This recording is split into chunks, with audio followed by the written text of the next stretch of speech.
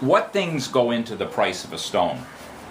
The price of the stone is actually a very simple business 101 thing. Is what do we pay for it?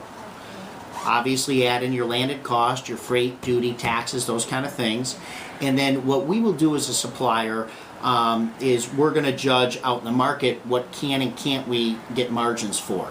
We're very similar to any other businesses. There's commodity items, and I'll name some names such as an Ubatuba, Indian Blue Sapphire, some of your common, what we call staple stones or basics in this business.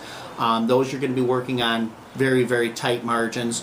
What we do here at T&M is we go out into the market and we look for a lot of what they call exotics or newer type of materials that you won't find at a lot of our competitors. Those we're able to get a few extra pennies for here and there, and that's really what goes into it. It's a very simple supply and demand process. Okay, so the most expensive stone is not necessarily the hardest or the best? Absolutely not. It has nothing to do with that. Okay.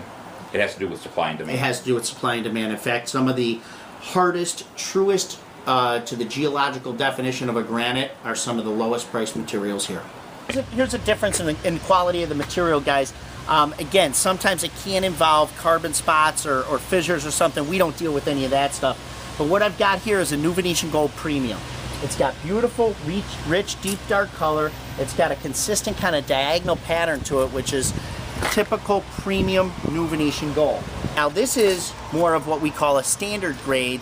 Maybe somebody else might call it a commercial grade. And you can see the color is a little bit more washed out. There's less gold. It's more of kind of a yellowy, taupey feel. And there's also not as much of a pattern to it. It doesn't have that drastic diagonal pattern. So that's why this is considered the next level down. Material savings at the end of the day are probably going to come in around 8% or so of a savings from this one to that one when you're dealing with those kind of levels.